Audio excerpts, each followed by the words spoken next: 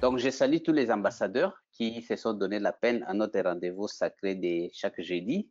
Nous venons ici pour nous motiver dans ce combat de Kunta, pour ceux qui nous ont rejoints pour la première fois. Et parmi les choses dont vous avez besoin pour réussir dans la vie, il y a la motivation.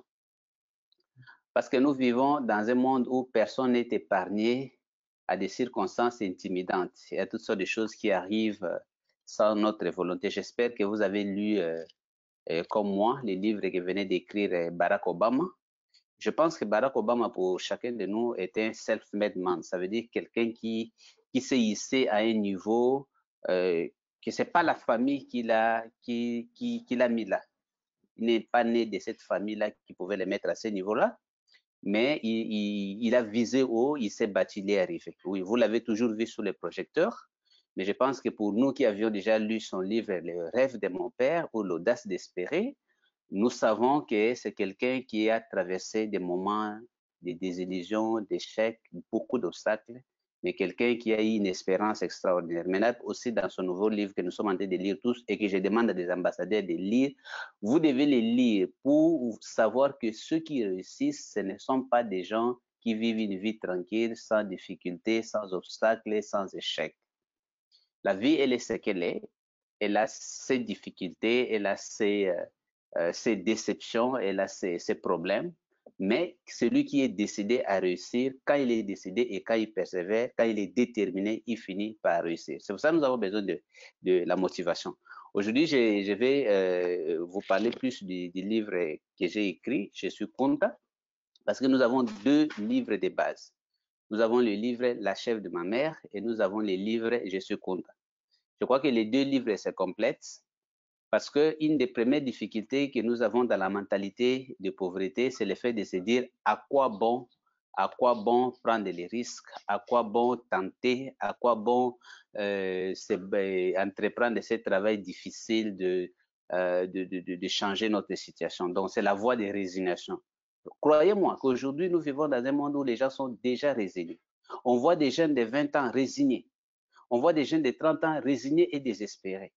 Alors, ces gens-là, ils ont d'abord besoin de se reconnecter à leur pouvoir intérieur. Ils ont besoin de trouver des raisons profondes. Ils ont besoin de la motivation pour se réveiller et commencer le combat. C'est la conscience de Kunta dont ils ont besoin. Donc, la motivation, j'ai toujours dit dans nos formations, c'est comme le carburant.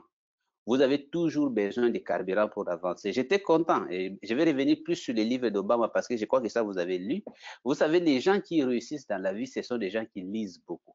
Il a bien dit quand vous lisez dès les premiers chapitres qu'il lisait beaucoup depuis son enfance. Sa maman l'avait initié à lire et dans sa jeunesse, quand il n'avait rien à faire, il lisait. Donc, c'est une chose que je dis ici dans cette vision. Kunta, ton combat, tu le gagnes en lisant. La lecture, même si tu vas lire 30 minutes seulement par jour, mais rassure-toi que tu as lu quelque chose. Si ça peut être quelque chose d'inspirant, si ça peut être quelque chose de motivant, si ça peut être quelque chose d'instructif, c'est ça notre manière de faire le combat. Je vous jure que si vous adoptez cette stratégie, vous verrez que bon, c'est toujours un combat à long terme. Dans les années à venir, vous allez vraiment sortir du lot et se distinguer d'une manière extraordinaire. Et je serai content d'avoir aidé les gens à le faire. Parce que mon travail, c'est celui-là, c'est de tirer les gens des bas vers le haut. Je veux voir le plus de personnes possible dans le monde devenir des self-made men qui ont réussi. Alors, je disais, vous avez besoin de la motivation. Une des choses que la lecture vous donne, c'est la motivation. Nous sommes parfois, à un certain moment, découragés, sans énergie, comme une batterie qui est à plat, comme une voiture qui n'a plus de carburant. Et vous savez que les carburants, même des voitures électriques, on ne charge pas qu'une fois. Donc, de temps en temps, il faut rentrer à la station. Si vous avez vu tout ce que nous avons appris, des choses comme l'épargne, des choses comme le rêve, les actions, l'investissement. On a fait ça que pendant un temps. Mais nous avons dit pour que l'homme persévère, il a besoin de la motivation. Sinon, tu vas commencer, mais tu vas abandonner. N'oubliez pas les trois causes que nous avons dit de l'échec. Il y a l'ignorance. Après l'ignorance, nous avons dit manque d'action et manque de persévérance. Donc, il ne suffit pas d'avoir commencé. Oui, cette année, nous avons commencé une dynamique. Mais c'est une dynamique qui ne doit pas s'arrêter en une année. Nous devons continuer encore l'année prochaine. Chaque fois, nous avançons un peu plus. C'est comme ça que nous arriverons à réveiller les géants qui sont en nous, qui peuvent faire face à nos propres montagnes et pouvoir les détruire. Alors, beaucoup de gens m'ont demandé d'expliquer un peu, selon mon concept, les livres que nous lisons, les livres Kunta. J'espère que vous avez lu les livres Kunta. Nombreux sont revenus vers moi de dire, waouh, mais coach, ces livres. D'abord, ça paraît gros, hein, ça paraît gros. Ne vous laissez pas intimider. C'est plus petit que la chèvre. Seulement, on a imprimé avec des papiers différents, ça paraît gros, mais les gens les lisent rapidement. Donc, les livres Kunta, c'est une expérience qui m'avait permis de faire les déclics. Vous savez, lorsqu'on a grandi vraiment dans cet océan-là, cette mentalité-là de pauvreté, où on nous a même donné des raisons religieuses pour être pauvres, parfois on a cette joie-là des pauvres heureux, donc de se dire, bon, c'est Dieu qui a voulu que nous soyons comme ça, et la société nous encourage de dire, bon, c'est comme ça, tout le monde vit comme ça, qu'est-ce que tu vas faire? On finit par s'accommoder. Mais l'expérience du film Racine, c'est d'ailleurs un film que j'ai ici. Je vais vous montrer ce film-là. Voilà, le temps de le prendre dans ma bibliothèque, j'ai déjà amené pour vous. Je crois que c'est un film, malheureusement, que beaucoup d'Afro-descendants et des Africains ne connaissent pas, mais c'est un film que vous devriez chercher à l'Internet Racine. C'est d'abord un roman d'Alex Huxley.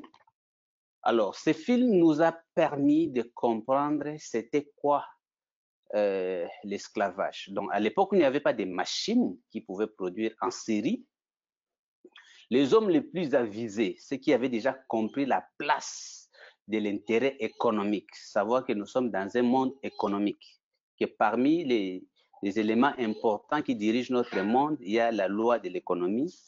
Ces gens avaient voulu utiliser d'autres humains comme des chevaux pour faire le travail. Donc, vous le savez, le commerce triangulaire, les bateaux venaient en Afrique, acheter les esclaves, aller le vendre en Amérique pour faire le travail, produire des tabacs et toutes sortes de choses pour aller vendre en Europe. Donc, dans ces jeux malheureux, les Africains étaient considérés comme des machines. Des machines, ils étaient considérés comme des chevaux et c'est une histoire triste de notre humanité. Alors moi, quand j'ai vu ça pour la première fois, ça m'a révolté. Ça m'a révolté de voir comment les jeunes Kunta qui avaient des rêves, qui avaient des ambitions, étaient capturés, comment ils ont été transportés par des moyens inhumains et comment ils ont été fouettés et comment ils ont été surtout vendus comme des marchandises jusqu'à leur retirer leur identité en leur donnant des noms. Et c'était vraiment une expérience bouleversante. Mais après, j'ai réfléchi sur ça. Je me suis dit, et si j'étais jeune à la place de Kunta, comment j'allais réagir par rapport à tout cela? C'est d'abord l'histoire de remercier tous ceux qui ont fait le combat parce qu'aujourd'hui, et je l'ai dit entre parenthèses, ces genres d'esclavage n'existent pas. Il existe sous d'autres conditions. Mais ça m'avait permis de comprendre que la pauvreté dans laquelle nous nous trouvons aujourd'hui, surtout en Afrique, et n'est pas très différente de la situation où vivait le Kunta à cette époque. C'est cette connaissance-là du fait que le combat pour l'indépendance financière, le combat pour devenir riche n'est pas d'abord un combat pour des biens matériels, ce n'est pas d'abord un combat pour des jouissances des matériels, mais c'est un combat pour la dignité humaine. Si nous voulons être libres, si nous voulons laisser un monde meilleur pour nos enfants, nous avons besoin de faire ces combats, nous avons besoin de nous mobiliser. Alors, vous avez vu que moi, personnellement, ça m'avait donné une grande motivation. Je traverse parfois des moments très difficiles dans mon parcours. D'ailleurs, moi, je pense que Dieu m'avait créé pour traverser les moments difficiles. Ça a commencé à 6 ans avec la mort de mon père. Ça a toujours été comme ça. J'ai dit aux gens, regardez, si les difficultés pouvaient arrêter quelqu'un, ça m'arrêtait moi, Ricardo. j'ai raconté l'autre fois aux gens, j'ai dit, regardez, nous, quand on étudiait avec des amis qui avaient des parents, nous autres, on était des orphelins.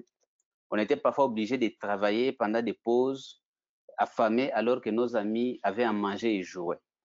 Donc, mais malgré ça, on a développé cette attitude qu'il faut se battre, et on est habitué avec cela. Alors, vous voyez que ces livres, cette compréhension de ce combat m'a toujours donné le courage de me dire, tant qu'il y a la vie, il y a l'espoir et on doit se battre. Et c'est cet esprit-là que nous voulons que chaque Kunta puisse avoir. Aujourd'hui, on a des gens qui sont déjà morts à 20 ans, résignés à 20 ans. Mais tu attends quoi? Tu attends la mort? Meurs alors. Il n'y a pas de repos que tant que tu es en vie.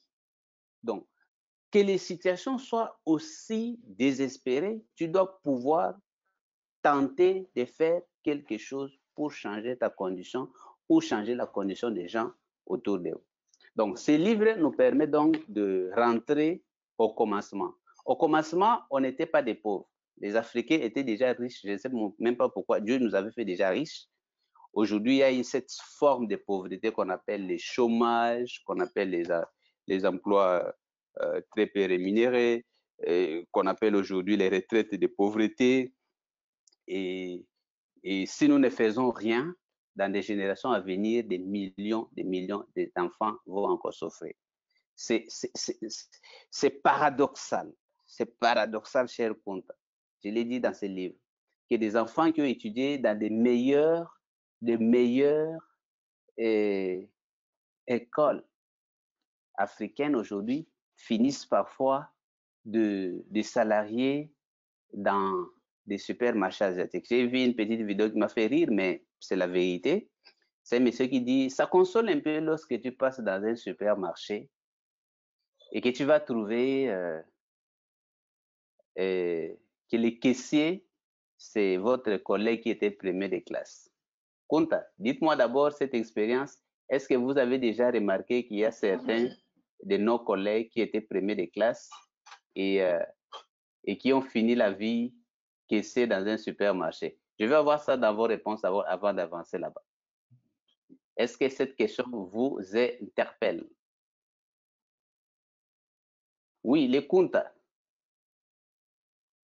Voilà. Des gens qui étaient des premiers de classe, mais qui ont fini aujourd'hui caissiers dans des supermarchés. Ah oui, oui. Il y a déjà Abar Fata qui nous dit oui, oui, un meilleur ami. Martin Donfac aussi nous dit c'est là, waouh. Oui, beaucoup de gens sont en train de bien, merci. Voilà. Et on le dit pourquoi? Parce que on nous a formés dans une logique où, bon, moi aussi j'étais parmi les meilleurs de ma promotion. S'il n'y a personne pour me contredire, c'était pratiquement impossible d'être premier des classes si tu es dans une classe avec Ricardo. Donc, cela mettait dans notre tête l'idée que voilà, comme on est intelligent à l'école, on va réussir dans la vie. On va réussir dans la vie, on aura un bon boulot, on aura des bons postes, on va aller le plus loin possible. Mais c'est frustrant maintenant de voir que des gens qui ont été des premiers des classes se retrouvent aujourd'hui parfois vigiles, parfois... vous pouvez même me donner les exemples. Hein. Je vois beaucoup de gens sont en train de m'écrire, tout à fait. Vous trouvez que certains, ils se retrouvent vraiment pas. C'est pour parler de ces systèmes-là dans lesquels on nous a amenés et avec ses limites. Il a fait ses preuves hein, vers les années 60, 70, 75. Il a fait ses preuves, mais le monde a évolué. Nous commençons à nous rendre compte des limites de ces systèmes. Mais cette mentalité est restée. Étonnant. Comment les parents aujourd'hui, vous savez, chers ambassadeurs, suivez bien ce que je vous dis aujourd'hui. Suivez très bien ce que je vais vous dire aujourd'hui. Vous avez déjà vu qu'il y a des parents qui payent 1000 euros, 2000 euros, 3000 dollars pour la scolarité de leurs enfants. Donc, l'enfant à l'école primaire, école élémentaire, il étudie dans une école où il paye 2000 euros l'an. OK. Mais c'est dramatique de venir se voir que à 50 ans, cet enfant n'est nulle part. Il n'a même pas, il a un emploi qui ne lui permet pas de faire grand-chose. Or, je vous dis, et ça c'est les projets que je vais vous présenter pour l'année prochaine, quand nous allons commencer avec l'Académie Junior, un parent qui mettra son enfant dans l'académie des futurs jeunes millionnaires et qui peut investir 1000 dollars par an, peut être sûr que son fils peut avoir un fonds de moins de 2 millions de dollars à 35 ans. Ça veut dire que c'est un enfant à 35 ans qui peut dire j'ai atteint ma liberté financière, maintenant je peux poursuivre n'importe lequel de mes rêves. Mais pourquoi ça ne se faisait pas comme ça? C'est parce que ce monde-là, ce monde de la richesse, de l'intelligence, de la sagesse financière, c'était un monde qui était complètement exclu de notre cursus. Donc, ce que vous apprenez, c'est pas seulement pour vous, ce que vous apprenez, c'est pour aussi vos enfants. Ce que vous apprenez, c'est pour changer notre société de demain. Et c'est aujourd'hui qu'on doit s'y mettre. Donc, si vous négligez, vous avez vu ici, nous sommes des leaders, il n'y a personne derrière vous, chacun est en train de faire ses formations. De temps en temps, nous nous rencontrons pour nous motiver.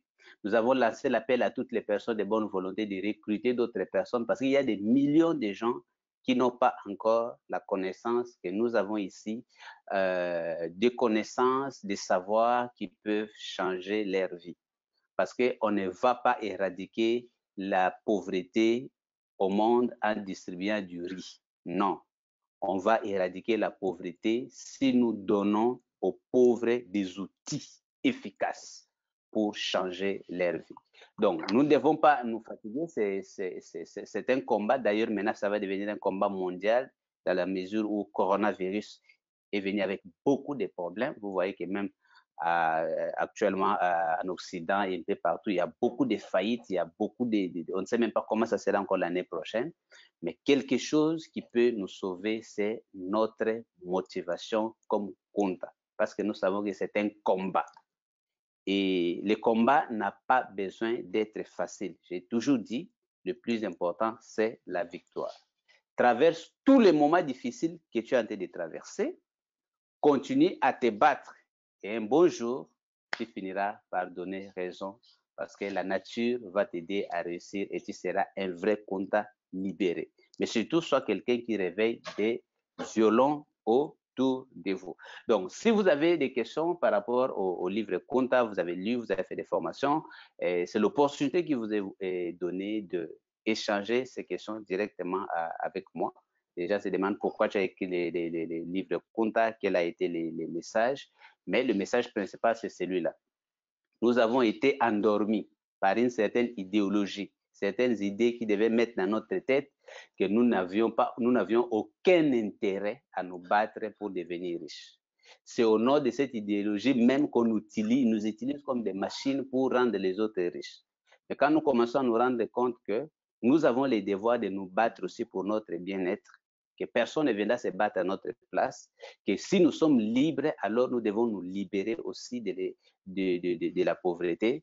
Je crois que ce changement de compréhension peut être quelque chose qui nous motive. C'est pour ça que toute cette année, nous a dit, je suis Kunta, je dois me battre pour ma liberté. Croyez-moi, c'est un idéal qui vaut la peine.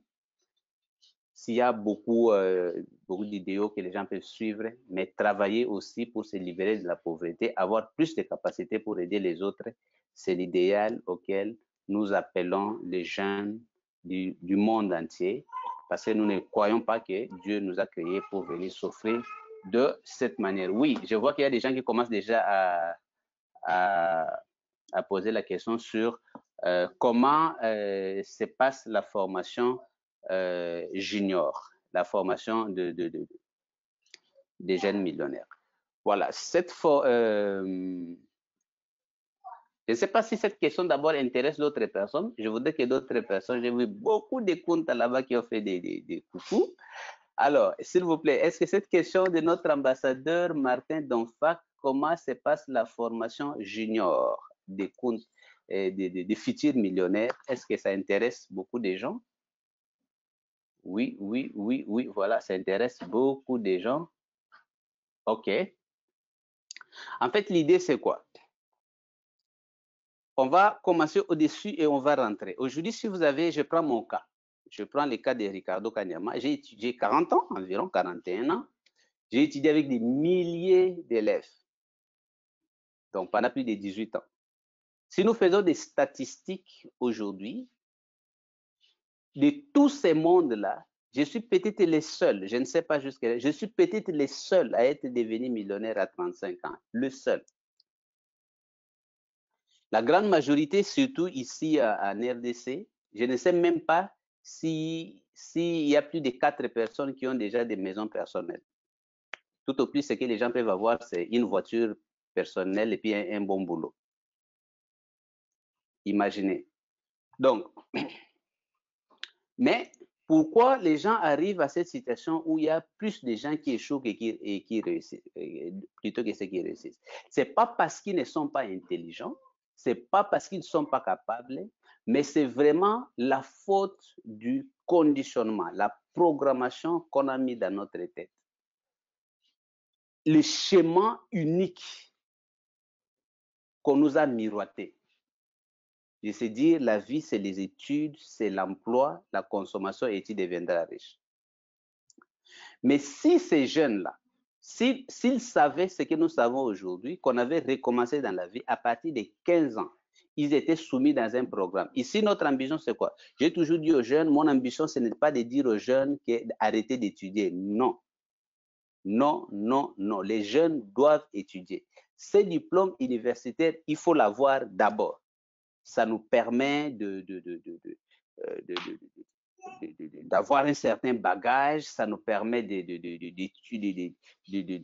d'assumer certaines responsabilités. J'encourage les jeunes et j'ai dit aux parents, d'ailleurs, pour entrer dans l'académie, ton enfant doit pouvoir entrer de suivre des filières classiques. Mais seulement, il faut lui donner ce qu'on ne donne pas à d'autres enfants. Ça veut dire, il ne faut pas qu'il évolue avec cette idée-là comme si, et surtout les parents croient que non, il y a quelqu'un qui est en train de travailler, je ne sais, un gouvernement, ou vous-même, vous êtes cadre, hein, vous êtes ingénieur, vous êtes architecte, vous êtes banquier. Hein, vous ne faites pas un effort pour créer des entreprises où vont travailler vos enfants et vous croyez que les mamans qui sont en train de vendre des arachides là au marché, c'est eux qui vont créer, elles qui vont créer des emplois où ils iront travailler vos enfants. Donc, faire sortir les enfants de cette illusion, de ces schémas et pouvoir leur montrer la route. Qu'est-ce qu'un enfant doit apprendre à 15 ans, à 16 ans, jusqu'à 25 ans pour espérer devenir riche? Il doit l'apprendre aujourd'hui. C'est ça qu'on appelle programmation. La programmation, en fait, ce n'est pas quelque chose d'un jour. C'est une culture qu'on apprend. Les informations qu'on apprend, qu'on digère, qui créent sa conception de vie, qui crée ses convictions et ses croyances déjà à un certain âge.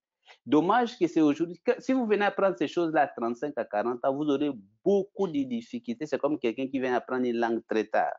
Mais si vous apprenez à un certain moment, ça vous donnera l'équilibre. Alors là, la deuxième chose pour laquelle je me bats, les parents ne doivent pas dire aujourd'hui que non, le fait d'avoir laissé seulement un diplôme à un enfant, c'est suffisant, il va réussir. Non.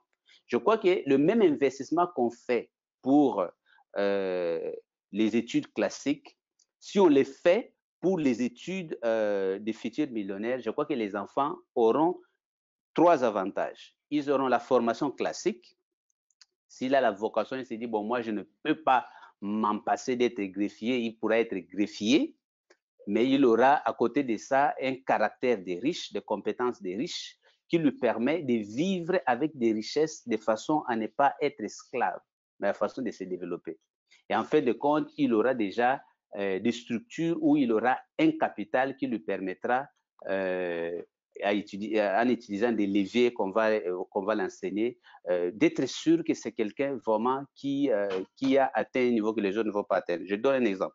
Si cette formation permet à un enfant d'avoir 3 millions de dollars à 35 ans, même s'il a commencé à 15 ans, faites vos calculs aujourd'hui, quelqu'un qui gagne 1000 dollars le mois et qui a 30 ans, à combien de temps il lui faudra pour devenir millionnaire? Faites des calculs vous-même.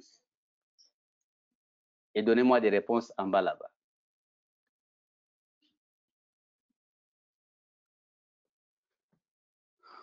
Voilà. Donc, l'académie, ça va fonctionner en ligne. Ce sont des parents qui vont inscrire leurs enfants. Nous sommes en train de mettre des dernières stratégies en place. Je crois que ça sera une structure de formation sans coût. Ça veut dire quoi? Il y aura un montant que les enfants vont payer pour s'inscrire. Si vous payez, je donne un exemple, 300 dollars pour l'inscription de votre enfant, pour une année. Vous devez amener au moins deux autres enfants qui vont s'inscrire et on va vous rembourser vos $300. Les restes, ceux qui vont venir après, ça, comme nous avons fait avec Vision la Chèvre. Mais là, ça sera un peu spécial pour les enfants. Pourquoi? Je pense que si nous voulons changer des choses, il faut agir sur cette génération. Il faut que les parents qui n'ont pas pu devenir des millionnaires puissent avoir la joie de voir leurs enfants le devenir. Et parmi ceux qui vont aller le plus loin possible, d'autres peut-être ne peuvent ne pas arriver au niveau millionnaire, mais seront toujours au-dessus de la loi de la moyenne. Je me dis, et ça a toujours été, ma révolte. Hein, vous savez, moi, Ricardo, si je trouve le temps de parler avec les autres, parce que c'est quelque chose qui m'avait manqué. Lorsque, entre 2000 et 2007, je me battais pour savoir comment faire pour sortir de la pauvreté, bon, tu trouves quelqu'un qui est riche au niveau du pays, mais tu poses la question, tu dis, mais lui, comment il a fait pour devenir aussi riche? On va te répondre, on va dire, ah oui, mais son papa, c'était le premier, si c'est, comment? Son papa, c'était le premier directeur de la Banque nationale. Ah, c'est pour ça qu'ils ont eu beaucoup d'argent. Tu vois tel autre, il est devenu très riche, mais comment ils ont fait? Ah, mais tu sais que son papa, c'était l'ancien premier ministre du temps de tel régime. C'était toujours la même chose. Mais la question, c'était, mais nous qui n'avons pas eu la chance d'avoir ces parents-là, qu'est-ce que nous devons faire? Qu'est-ce que nous devons faire? Nous qui n'avons pas eu la chance d'avoir des grands boulots qui fait payer beaucoup d'argent, qu'est-ce qu'on doit faire? Et à cela, personne ne répondait. Personne ne répondait. Et je m'étais dit à moi-même, si je les découvre, je vais dire à d'autres personnes. Ça veut dire que ces informations donnent l'avantage, donnent le pouvoir aux enfants des familles modestes ou des familles moyennes de pouvoir aller le plus loin possible, ce qui ne leur donnerait pas, ce qui ne les ferait pas s'ils n'étaient pas, ils n'avaient pas utilisé ces outils. Bon, ça doit être des enfants déterminés, ça doit être des enfants motivés. Ne m'emmenez pas des paresseux là. Donc, ces enfants que vous mimez, qui pensent que la vie, tout le temps, on va les donner. Non, donnez-moi les enfants à qui vous avez déjà expliqué que mon fils, la vie, il faut se battre. Il faut se battre. Il n'y a personne qui va travailler pour toi, mais on va essayer de t'aider, de te donner les moyens d'aller plus loin. Et ici, ça sera la discipline. Ils seront comme dans une armée. Ils sont obligés d'être enseignés selon les lois des riches.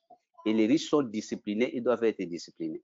Mais c'est fait de manière à ne pas troubler leur formation classique. Et surtout, c'est comme l'effet des temps. Ils devraient avoir des doses comme ça réparties sur plusieurs temps afin qu'ils puissent avoir ses connaissances, ses compétences et aussi un réseau, parce que ça sera un réseau. Vous savez, les richesses aujourd'hui, c'est un réseau. C'est parfois ce qui nous manque en Afrique ou chez les afro-descendants. Mais là, ils apprendront comment collaborer C'est ça mon intuition, c'est ça ma vision, c'est ça que je vais faire. Mais j'ai aussi besoin de collaboration de vous tous. Nous tous, nous pouvons nous impliquer. Ce sont nos enfants.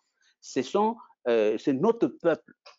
C'est notre peuple. Ne soyez pas là-bas, tu dis, ah, nous allons voir ce qui va se passer. Non, le combat, tu dois combattre, tu dois amener ta contribution. Si tu penses que toi, tu es bon tu viens, tu dis, tu fais ça. Au moins, tu auras contribué à quelque chose pour changer les choses. Voilà, merci pour cette question. Et je ne sais pas s'il y a une autre...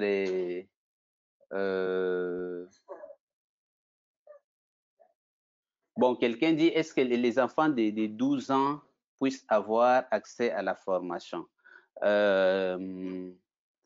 Regardez, je pense, chers parents, que ça ne sert pas d'être trop pressé. Pourquoi vous êtes pressé? Pourquoi vous avez déjà vu un enfant de 12 ans commencer les cours de médecine? Il n'en a pas besoin. Je crois qu'à 12 ans, vous pouvez déjà échanger avec lui sur la richesse et tout. Ne soyez pas pressé. À 15 ans, je crois que c'est l'âge. Vous savez, là, la personne aura déjà commencé l'adolescence, il va déjà commencer à remettre certaines choses en question. Et d'ailleurs, il y a certaines choses des enfants de 18 ans qu'on ne pourra pas enseigner aux enfants de 15 ans. Donc, considérez ça comme les schémas classiques. Même si un enfant veut devenir architecte, mais ce n'est pas à 12 ans déjà qu'il va commencer peut-être à faire des cours d'architecture. Donc, il y a un certain principe. Je comprends le parent qui me pose cette question. Peut-être nous voulons vraiment que les enfants restent, mais ça ne doit pas, on ne doit pas brûler les étapes. Ça sera les enfants de 15 ans. Au moins, à partir de 15 ans, c'est une bonne chose. L'enfant qui a de 12 ans aujourd'hui, je crois que les parents vont participer à un séminaire où je vais expliquer aux parents quelle est votre responsabilité. Qu'est-ce que vous allez commencer à dire, à faire avec les enfants pour qu'il n'y ait pas des incohérences. Parce que les incohérences, parfois, viennent aussi beaucoup des parents qui sont de bonne volonté, mais malheureusement, qui ne connaissent pas bien ce qu'il faut faire. Voilà.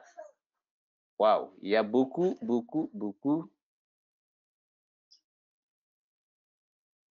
Ah oui, quelqu'un qui dit il veut voir ses petits-fils riches, oui, mais il faut s'y mettre, il y a un travail à faire. Déjà, la chance qui nous est donnée, que de plus en plus maintenant, nous sommes en train de connaître ce qu'on nous avait caché.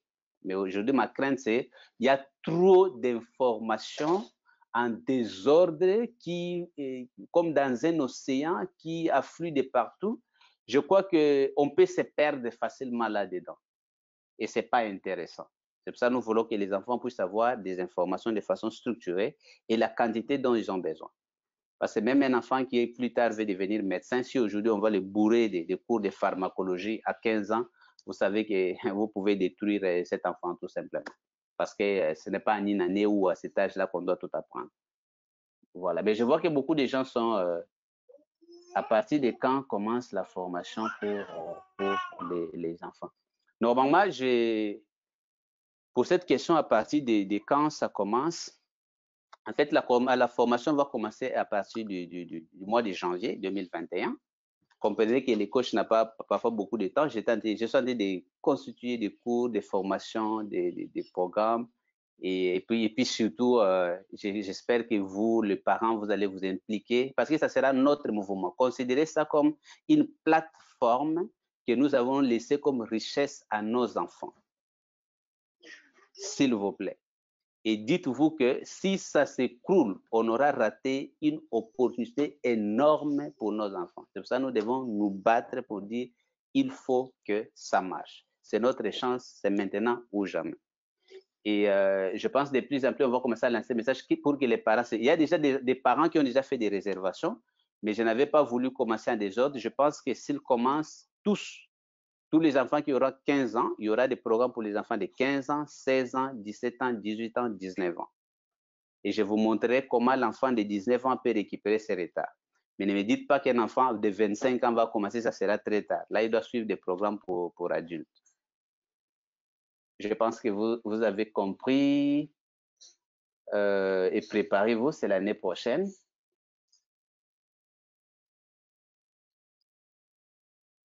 Oui, quelqu'un a parlé aussi de comment investir. Oui, c'est un sujet que j'avais promis d'aborder. Je crois que toute l'année 2021, nous allons plus parler des investissements. Des investissements. Parce que cette année, hein, vous avez lu, vous êtes en train de découvrir beaucoup d'informations, vous avez épargné. Mais 2021, il faut qu'on parle des investissements. Hein. Tu ne deviendras pas riche seulement comme ça en théorie. Tu dois te lancer dans l'océan. Et nous sommes aussi en train de préparer de programmes importants pour vous. Comme ce n'est pas encore prêt, c'est pour cela qu'on ne peut pas vous annoncer des choses qui ne sont pas prêtes. Continuez à vous préparer. Je crois que nous faisons tout pour que l'année 2021, qui sera notre deuxième année en tant que vision, que ça soit une année d'envol. Le groupe de gens qui sont transformés déjà maintenant est suffisant pour être une armée de transformation pour se déployer dans le monde. Voilà, je vois qu'il y a beaucoup de questions, mais je vais essayer de répondre parce qu'aujourd'hui, je suis plus pour vos questions. N'oubliez pas aussi les questions sur les livres comptables. Quel est l'âge moyen pour devenir riche? Bon, vous dites l'âge moyen pour devenir riche. Il n'y a pas d'âge moyen pour devenir riche. Pourquoi? Ça dépend de quand vous avez commencé. Prenons l'exemple. Moi, par exemple, c'est à 28 ans que j'ai commencé à apprendre ces vérités sur la richesse. Et vous n'allez pas dire que quelqu'un qui a commencé à 28 ans doit être riche à 22 ans. Non. Le temps d'apprendre, le temps de se battre, pour moi, c'est arrivé à 35 ans. Et d'autres personnes peut-être ont commencé à ce moment juste à 40 ans. Mais moi, je crois que pour les adultes, j'ai dit, bon, il n'est jamais trop tard pour devenir riche. Ça, c'est ce que j'ai dit. Quelqu'un qui a 50 ans, 60 ans peut devenir riche, même 70 ans. Mais je me dis, si on peut le devenir plus tôt, c'est mieux. Si on peut le devenir plus tôt, c'est mieux. Pourquoi? Parce que quand si vous le devenez plus tôt, vous aurez une autre qualité de vie. Vous aurez une autre qualité de vie. Les gens disent toute vie est vie. Moi, je ne crois pas à cette philosophie-là. Toute vie n'est pas vie. Je crois que nous qui sommes libres dehors, nous avons une meilleure qualité de vie que les gens qui sont en prison. Donc, je choisirai plusieurs fois d'être libre que d'être en prison. La même chose, venir riche plus tôt, tu auras le temps de mieux savourer la vie que de le devenir plus tard. Bien qu'il ne faut pas rater l'opportunité de devenir tard si la vie ne t'avait pas donné l'opportunité de devenir plus tôt. Alors, je dis que la moyenne dépend beaucoup de quand vous avez la vision de devenir riche, du travail que vous faites et des programmes que vous suivez. Vous avez vu, par exemple, dans les programmes que je donne des enfants de 15 ans, parce que c'est scientifique, cet enfant, il aura besoin, c'est comme un enfant qu'on forme à devenir, par exemple, médecin directeur à 15 ans. Ça veut dire que ce n'est pas en une année, en 2 ans ou à 5 ans qu'il le deviendra. C'est tout un programme, c'est étape par étape. L'important, c'est qu'à 35 ans, il soit médecin directeur.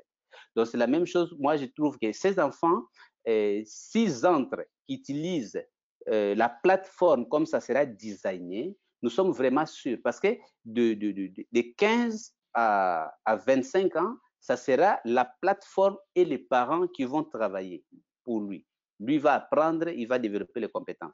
Mais de 26 ans à 35 ans, c'est là où il va travailler, en suivant les directions qu'on va lui donner et arriver à cela. Je crois que la moyenne, disons, autour de 35 ans, parce que n'oubliez pas que nous passons maintenant beaucoup de temps à l'école. Et les temps aussi, parce que la vie, ce n'est pas une ligne droite, hein, de rencontrer des difficultés et ces expériences, parce que ce sont ces expériences qu'il faut grandir. Mais je pense qu'un enfant qui a été bien formé sur le plan des finances, qui a intégré et qui agit, autour de 30, entre 30 et 40 ans, il devait déjà atteindre ce niveau-là que beaucoup de gens n'atteignent pas.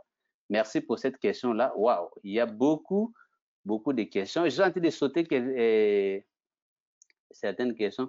On pose des questions sur l'inscription, mais les ambassadeurs, vous ne vous en faites pas. Vous aurez un mail où il y aura des informations, ça va passer partout pour des inscriptions. C'est d'abord pour nous, les ambassadeurs. D'ailleurs, vous n'allez pas entendre déjà qu'on en parle. Moi, mon objectif, c'est quoi? Je voulais peut-être que la base de tous les enfants qui vont commencer, ce sont les enfants des ambassadeurs.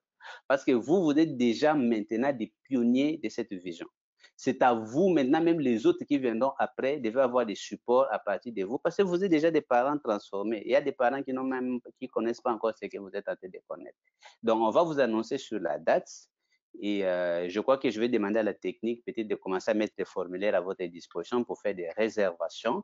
Et après, nous allons commencer. C'est un investissement. De même manière que nous faisons beaucoup de sacrifices pour que nos enfants étudient sur le plan scolaire classique, c'est aussi des sacrifices que nous allons faire pour donner à nos enfants d'autres échanges. Je suis sûr que si le travail est bien fait, si les enfants assimilent et sont bien accompagnés, on aura donné vraiment un avantage stratégique et extraordinaire à nos enfants.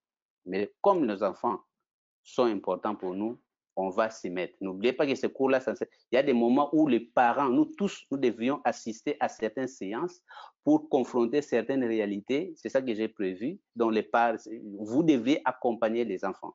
Parce que la responsabilité d'apprendre aux enfants à devenir riches, ce n'est pas l'école, c'est les parents, c'est vous. Et moi, je suis l'un de vous. Nous consultons ces communautés pour y arriver. Voilà. Quelqu'un dit... Oui, il est nécessaire de parler des investissements. Oui, on va parler des investissements. Parce que la chèvre, sinon la chèvre ne sait pas produire. Il faut qu'on en parle, surtout sinon vous allez commettre beaucoup d'erreurs. Commande depuis demain. Ok, hier, quelqu'un qui dit il a commandé des livres depuis 3 semaines, il n'en a pas. Je crois que ce sont peut-être des nouveaux qui viennent d'arriver. Vous devez savoir que lorsque vous commandez les livres sur les sites Amazon ou sur les sites Ricardo Kanyama, C'est différent que lorsque vous commandez les livres sur les sites Vision la Chèvre. Sur les sites Vision la Chèvre, nous avons dit depuis les débuts, quand tu payes ton livre, on te donne d'abord l'accès à la version virtuelle. Pourquoi on te donne l'accès à la version virtuelle? Parce que la vision est partout au monde. Donc, il y a un travail que nous faisons tout seulement à la fin du mois pour pouvoir compiler des gens à qui envoyer des livres pour donner des ordres aux ambassadeurs et tout. Bon, on a un peu d'état parce que les ambassadeurs, ce sont des volontaires qui travaillent pour la vision. On ne va pas les mobiliser tous les jours, ils ne travaillent pas à l'ambassadeur de France tous les jours, tu es là juste pour aller poster des livres. Non, donc ça ne se fait pas comme ça. C'est pas comme sur Amazon. Donc, ne vous inquiétez pas, les livres vont arriver, mais les livres de la vision, jusqu'à présent, c'est notre politique. Ce n'est pas un livre qui arrive le lendemain. Quand le livre a été validé, entre dans le système, commence à lire les livres. Seulement, sois sûr que ton livre ainsi que tes commissions arriveront et ça arrive toujours. Il y a même certains qui avaient attendu. Au début, on avait commencé qu'avec les livres en ligne. Aujourd'hui, il y a même certains pays jusqu'à présent, ils n'ont pas encore reçu des livres. C'est comme nos amis du Tchad. On n'a pas encore trouvé comment envoyer des livres au Tchad ou en Haïti. Donc, c'est question de comprendre. Hein. Nous n'avons pas de moyens illimités en logistique pour faire des choses par coup de baguettes magiques. Et surtout qu'une des difficultés qu'on rencontre, c'est que vous enregistrez dans la vision avec des adresses différentes que vos vraies adresses. Chaque fois, on envoie des livres nous reviennent et on perd énormément. Et maintenant, nous avons mis des procédures où il faut d'abord appeler les gens, se rassurer de l'adresse avant d'envoyer des livres. Donc, chers ambassadeurs, Amévi, Sega, soyez un peu patients. Commencez déjà à lire Kunta et la chèvre en ligne et vos livres physiques vont arriver. Et quand vous avez vos livres physiques, n'oubliez pas de nous envoyer votre selfie avec votre livre parce que nous sommes en train de faire l'album des ambassadeurs. Je n'aimerais pas qu'après les gens disent « Ah, mais moi, je ne me suis pas vu, je suis ambassadeur, pourtant c'est moi qui avais amené tel. » Non, si tu n'as pas envoyé ta photo, c'est ton problème. Mais sinon, fais ta photo, envoie à notre WhatsApp. Nous sommes en train de compiler toutes ces données-là pour publier à l'occasion de la fin de l'année qui s'approche. Voilà, je vois qu'il y a encore beaucoup de questions. Vous faites aussi... Ah oui, il y a quelqu'un qui dit, vous faites aussi les cours en d'autres langues comme le portugais, parce qu'il y a ma nièce qui est en Angola. Bon, moi je parle couramment deux langues. Je parle couramment le français et le portugais. Comme ça, vous avez vu que j'ai des livres en français et en portugais. Je communique et je lis en anglais. Et nous sommes en train de monter aussi la structure au niveau de l'Angola. Mais comme au début, ça sera présent, je crois que ça viendra plus tard pour les autres langues. On va toujours commencer avec la langue française et puis après, c'est le portugais ou l'anglais aussi. Pourquoi pas l'espagnol un jour, hein? C'est parmi nous. Il y a des gens qui parlent espagnol. J'ai vu que les livres d'Obama, le même jour que c'est sorti, en 3 langues. Donc, en plusieurs langues d'ailleurs, en anglais, en français, en portugais, le même jour. C'était déjà une très bonne chose. Mais battons-nous d'abord pour des enfants qui parlent français. Mais il y a déjà la chef de ma mère en portugais, chère ambassadrice Irène Batista. Waouh, il y a beaucoup de questions. Je vois que les ambassadeurs avaient vraiment besoin de poser les questions au coach. Cet espace j'ai créé, nous avons créé pour vous permettre de poser des questions auxquelles personne ne peut répondre autour de vous. J'ai toujours dit, le plus grand problème des pauvres, c'est quoi? Il vit dans son milieu et il n'a pas comment profiter de l'expérience des autres. Aujourd'hui, grâce à l'Internet, ça nous permet ces interactions. Alors, vous devez vraiment en profiter. Mais ce sont des interactions qui doivent remettre votre manière de penser à l'épreuve pour détruire cette programmation. Si vous ne venez pas avec ces dispositions-là, vous ne venez que renforcer votre programmation de pauvreté et c'est à vous la faute. Parce que la grande différence entre riches et pauvres, c'est d'abord la manière de penser. Qui parle de la manière de penser, parle de la perception du monde, parle des convictions, parle des habitudes, parle des caractères. Et ces caractères des riches, c'est ça notre combat. Chacun de nous doit les construire.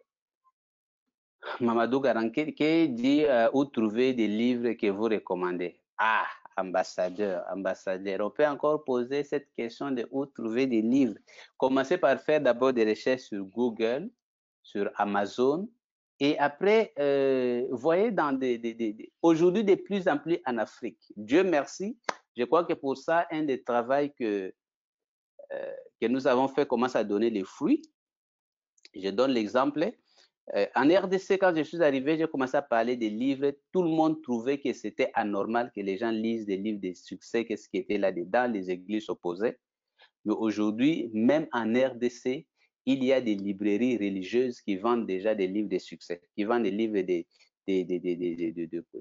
Robert Kiyosaki, qui vendent des livres comme L'homme le plus riche de Babylone, qui vendent des livres comme La chèvre. Imaginez-vous qu'au début, on avait refusé de vendre les livres La chèvre dans les librairies religieuses, disant que ça part de l'argent, c'était contre la foi.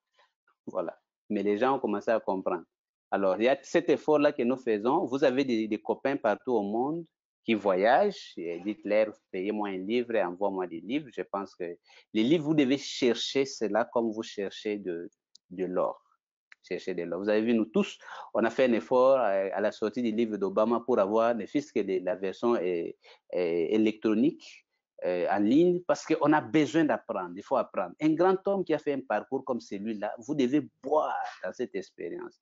Il dit des choses qui nous montrent que non, la vie n'est facile pour personne, mais avec la détermination, c'est facile. Et vous avez besoin de ça. Alors, ça peut pas être une excuse de se dire où est-ce qu'on va voir les livres. Parfois, vous commandez des marchandises en Chine, commandez des livres du Canada. Il faut que ça arrive. Voilà. Voilà, au niveau de la Suisse, je crois qu'au niveau de la Suisse, déjà, on est en train de préparer des livres pour vous.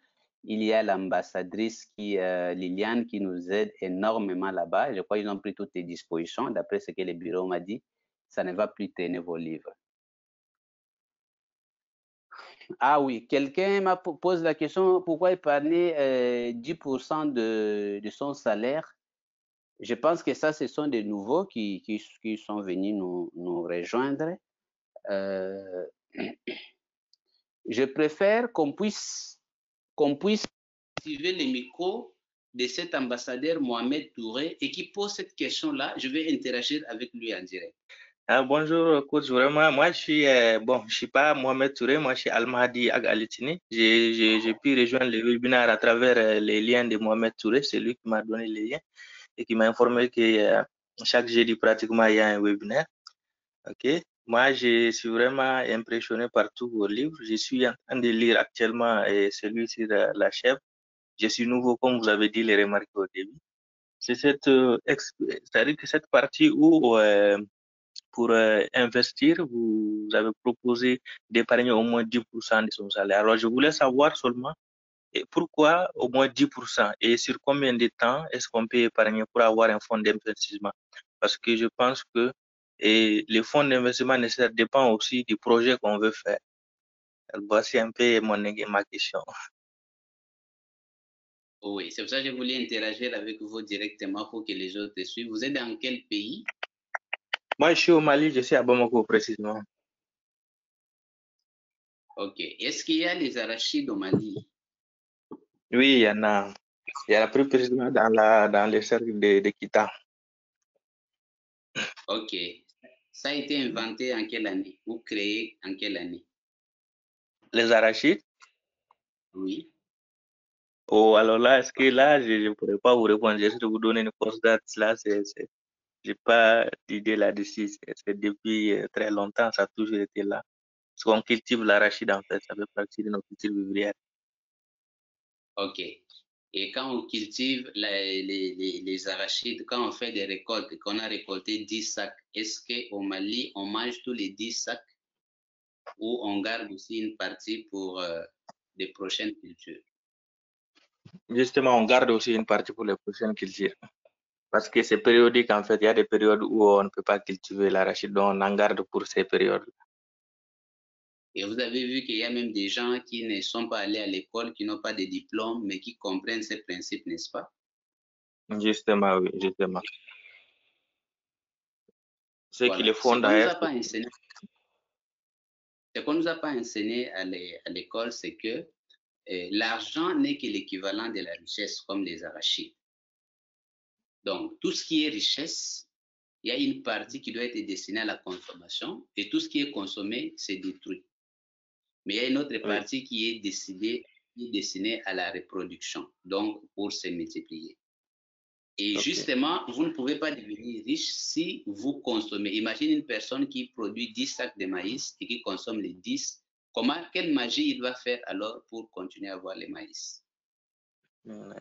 C'est impossible.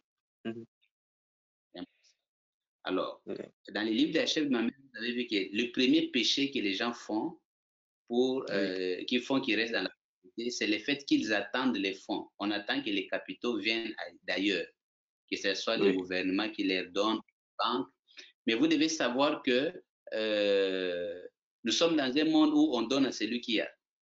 Et à celui qui n'a pas, on retire même les peu qui devraient avoir. Je suis justement en train de montrer que nous devrions apprendre définitivement que la richesse est non seulement par la production, mais par l'utilisation. L'utilisation consiste à retenir une partie de sa richesse. Et ça, pour nous, c'est un principe de base. Si vous entrez dans cette vision, quel que soit ce que vous gagnez, même si c'est trop peu, mais si on peut trouver les 1/10 de ce que vous gagnez, c'est un principe à pouvoir respecter. Maintenant, en combien de temps, ça dépend du programme de chacun, ça dépend de combien tu épargnes, ça dépend de tes projets d'investissement, ça dépend de beaucoup d'autres stratégies que nous donnons dans les formations, parce qu'il n'y a pas que l'argent, il y a aussi comme des bonnes idées, des innovations et des trucs comme ça. Mais souvent, les gens se retrouvent parfois avec de bonnes idées et il n'y a pas d'argent pour faire les premiers pas. Or, les premiers pas, il faut toujours faire avec des moyens de bord. Vous voulez faire cette interaction avec vous pour pouvoir démontrer à tous les ambassadeurs que cette sagesse économique, nos ancêtres en avaient. Et mon effort, c'est de se dire, nous qui avons été formés dans l'école conventionnelle, nous devons aller récupérer une partie de la sagesse ancestrale économique et ça nous permettra de sortir de la situation de pauvreté dans laquelle on se trouve aujourd'hui. C'est cette absence qui fait qu'aujourd'hui, vous avez des gens qui ont réussi professionnellement, qui ont fait des carrières brillantes, mais qui ont fini leur parcours dans la pauvreté parce qu'ils étaient des consommateurs appauvrissants. Et le premier signe d'un consommateur appauvrissant, c'est lorsqu'il consomme tout ce qu'il produit. Et nous disons que c'est un principe sacro-saint. Nous apprenons à le respecter, même si c'est difficile, mais c'est ça les sacrifices à faire si nous voulons que notre chèvre puisse nous donner un troupeau de chèvres. J'espère que vous serez parmi nous dans cette vision très bientôt. Oui, merci beaucoup. Voilà, merci beaucoup. Bon, il y a beaucoup d'autres questions qui nous partout. Alors, merci coach pour ton intervention et nous avons encore édifié sur la motivation, les conduites à tenir et pour pouvoir garder sa chèvre et tout. Et on va partager aussi le projet pour les plus jeunes, pour qu'ils aient d'ores et déjà cette mentalité-là et de financier en dehors de ce qu'ils ont déjà sur le plan des études. Alors, on va encore prendre 2 ou 3 questions et on va terminer, puisque le coach, il a déjà répondu à la majeure partie des questions dans le chat. Et voilà, on va encore prendre 2 ou 3 questions et on va terminer. Parce qu'il y a tellement de questions, on ne peut pas répondre à tout. Donc, je vais voir dans le chat, je vais sélectionner quelques personnes. Si vous voulez poser des questions, levez la main et si vous êtes sélectionné, essayez de vérifier votre micro et parler directement. Fidèle Mbaïsissem, je ne sais pas si vous me recevez. Je viens d'activer votre micro et si c'est bon, vous pouvez intervenir directement. Ok, bonsoir. Bonsoir à vous qui êtes. Bonsoir. Est-ce que vous me recevez? J'ai assez de soucis. Oui, c'est bon, c'est suffisant, on te reçoit. Merci beaucoup. Je suis ravi de me connecter à vous. En fait, je recevais souvent votre message Malheureusement, je me trouve dans un endroit très isolé de la grande agglomération et c'est assez difficile d'avoir le réseau. Dieu merci, j'ai pu quand même vous rattraper. Alors, dans les discussions, un ami m'a parlé de la vision de la chèvre. Il a un peu expliqué, ça m'a attiré. J'ai également reçu donc votre email. Je voudrais savoir encore davantage qu'est-ce que je pourrais faire franchement pour bénéficier. Parce que déjà, les explications qui ont été données au monsieur de Mali, je m'excuse, je n'ai pas retenu son nom, ça m'a vraiment accroché encore aux explications. Donc, si vous pouvez, une fois de plus encore, me donner assez de détails pour me permettre vraiment d'être accroché et de comprendre qu'est-ce que je pourrais vraiment bénéficier par rapport à cette plateforme. Alors, merci pour la question. Je ne sais pas si tu veux répondre directement. Non, sans Kwame peut répondre, mon cher ambassadeur. Alors, cher invité fidèle, voilà, j'ai suivi la question. Vous avez dit, voilà, pour pouvoir, vous n'êtes pas encore ambassadeur, c'est bien ça? Non, c'est pour la première fois. D'accord. Et pour rappeler, vous nous appelez depuis quel pays déjà? Depuis le Tchad et au sud du Tchad. D'accord. Alors, est-ce que vous avez été invité ce soir par un ambassadeur ou bien vous avez découvert la vision comme ça? Bon, j'ai reçu un email, je ne sais pas si je me suis inscrit quelque part, mais j'ai reçu l'email plusieurs fois. D'accord. Bon, aujourd'hui. Ok. Alors, je vais vous expliquer directement. Alors, pour être membre de la vision, d'abord, il faut devenir ambassadeur en vous inscrivant sur le site officiel de la vision qui est visionlachef.com. Vous vous rendez sur ce site, vous vous inscrivez et vous commandez un premier produit du programme, c'est-à-dire le livre La chef de ma mère, avec lequel vous commencez votre formation. Donc, une fois que vous aurez commandé votre livre et directement, si la commande est validée, donc vous aurez accès à votre livre dans un premier temps de façon digitale, le temps que vous soyez livré, si vous avez choisi la formule livraison.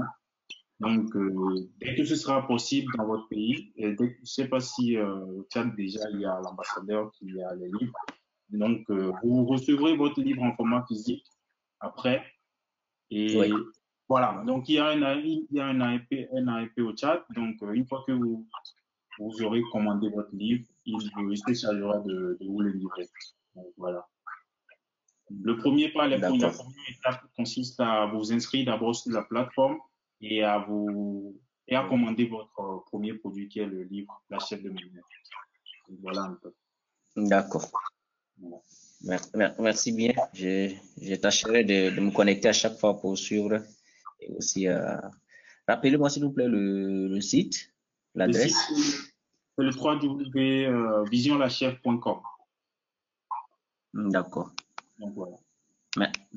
Merci bien. Merci à vous. Bonne soirée. Ok, je vais revenir un tout petit peu à la question de notre invité qui est venu. Vous devez savoir que les études que nous faisons aujourd'hui, que nous avons fait aujourd'hui en Afrique, étaient un projet. En grande majorité, c'était un projet des colons. Quand les colons sont venus en Afrique, coloniser l'Afrique, ils avaient vu que c'était parfois pas possible d'amener toute la main-d'œuvre de l'Occident. Donc, il fallait instruire les autochtones pour pouvoir les aider dans un certain nombre de tâches. C'est comme ça que le projet de formation conventionnelle est venu. Donc, on a commencé à apprendre aux jeunes à écrire, c'est pour travailler dans l'administration et ainsi de suite. Aujourd'hui, nous avons vu que plus de 60 ans après nos indépendances, l'Afrique ne décolle pas. La Chine a décollé, l'Inde a décollé, la Corée a décollé. Mais l'Afrique, c'est comme si s'embourbe. Nous avons plus de diplômés, mais nous avons plus de gens qui finissent des carrières dans la pauvreté. Observez. Nous avons de plus en plus de jeunes qui ne trouvent pas d'emploi. Nous avons de plus en plus de jeunes avec d'emplois précaires. Alors, ici, nous avons identifié que il y avait un problème de formation. On ne nous formait pas pour devenir riche, on nous formait pour faire un emploi et vivre. Or, à un moment où l'emploi devient difficile, où chaque génération a l'obligation d'aller plus loin pour donner plus de chances à ceux qui viendront après, nous nous sommes dit, notre devoir, cette communauté, travaille dans l'objectif de conscientiser les gens, que les gens sachent que si nous voulons vaincre le combat contre la pauvreté, nous ne devons pas nous limiter seulement à la formation classique qu'on nous a donnée. Il nous faut impérativement acquérir l'intelligence financière et il nous faut éradiquer le premier obstacle qui est en nous, parce que la pauvreté est d'abord mentale et anthropologique, croyez-moi. Alors, dans cette vision, nous essayons de faire ces pas-là. Donc, acquérir la mentalité financière et l'intelligence financière de base et aider les gens autour de nous et au monde à pouvoir l'acquérir. C'est de cette manière-là, c'est sur ces leviers-là que nous appuyons pour pouvoir changer les choses. Merci. Ah, merci, coach, pour la précision. Voilà, il y a la question de Ousmane qui nous demande, celui qui vient de finir sa licence master, qui doit commencer par chercher un emploi ou entreprendre directement. Bon, pour cette question, ça dépend de ta stratégie. Si tu as trouvé un emploi, si tu as déjà un projet bien élaboré et tu as de l'expérience, tous les moyens, tu peux commencer. Mais moi, j'ai dit toujours, si tu commences dans un emploi, même pendant 2 ou 3 mois, ça te permettra de voir aussi comment les entreprises fonctionnent, d'acquérir la discipline. Parce que vous avez besoin d'expérience. Aujourd'hui, beaucoup de jeunes ont de bonnes idées, ils se lancent, ils ne se retrouvent pas parce qu'ils n'ont jamais travaillé, ils ne connaissent pas la culture d'entreprise, ils ne connaissent pas certaines manières de gérer. Bon, tu peux te former, mais tu peux aussi, la meilleure manière de se former en pratique, c'est peut-être d'occuper un emploi, pas seulement dans l'objectif d'y rester toute la vie, mais comme étape pour mieux se préparer. Parfois aussi pour se préparer financièrement, parce que peut-être vous venez de finir, vous n'avez pas d'argent, mais ça dépend de vous et ça dépend des stratégies, quelle direction, quel plan vous voulez suivre. Il y a des gens qui directement se sont lancés dans des affaires, il y a certains qui ont commencé par occuper un emploi, tout en sachant que quand vous occupez un emploi, là, il y a un piège, hein, parce que le confort, quand vous allez vous habituer avec le confort, parfois c'est difficile d'abandonner pour revenir et beaucoup de gens se sont retrouvés coincés justement à cause de ce confort-là. Voilà, je crois que Kwame, on a pris déjà assez de questions. Il faudrait peut-être clôturer et puis nous allons faire notre déclaration. Les autres questions, ils auront des réponses dans de formations et puis dans d'autres webinaires. D'ailleurs, je crois que, je ne sais pas si c'est ça que vous avez prévu, on va maintenant commencer à intervenir directement sur YouTube, c'est ça? Parce qu'il y a beaucoup de gens qui sont en dehors de GoToWebinar qui pouvaient nous suivre aussi. Oui, tout à fait, tout à fait. Il y a une plateforme, la StreamYard, avec laquelle on va entamer à partir du mois de décembre et ce sera plus accessible à plus de monde aussi. Voilà. OK. OK. Alors, nous allons terminer par la lettre d'engagement. Bon, je vais la partager et je vais la lire aussi. Comme ça, on va se quitter avec. Engagement du membre au programme. Moi, Kwame Humbo, ambassadeur national de l'Allemagne, après avoir lu Le combat de la vision La Chèvre, je comprends que la pauvreté est une forme de mal et d'injustice qui a réduit des millions de personnes dans des conditions misérables et inhumaines. Je m'engage à combattre toute forme de pauvreté mentale en moi et autour de moi. Je fais de ce combat mon combat et je combattrai jusqu'à la victoire finale aux côtés des personnes qui partagent cet idéal. Je m'engage à être cet exemple de mentalité financière en développant mon intelligence financière et en adoptant des habitudes et des actions fondées sur des bons principes. Je m'engage à promouvoir cette vision et son combat, ainsi aider d'autres personnes à travers le monde à une transformation. Je promets de persévérer malgré les difficultés que je peux rencontrer en sachant que la mentalité de pauvreté a des racines centenaires dans les têtes des millions de personnes. Fait à Dingendorf, Kwame Humbo. Alors, nous vous remercions d'avoir été présents ce soir pour notre rencontre hebdomadaire. Et n'oubliez pas, le combat, Kunta doit se battre pour sa liberté financière. Battez-vous pour votre liberté financière et changez votre destin. Merci, coach. Oui, c'est fini. Merci beaucoup. Merci, cher ambassadeur Kwame. Et merci à tous les ambassadeurs. Rendez-vous prochainement.